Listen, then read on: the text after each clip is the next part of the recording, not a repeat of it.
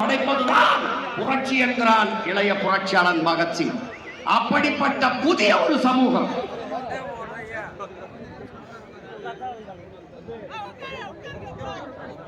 இங்கே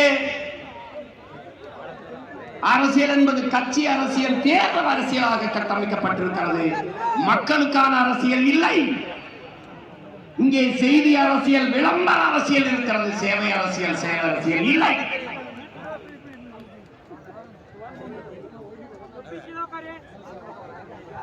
இங்கே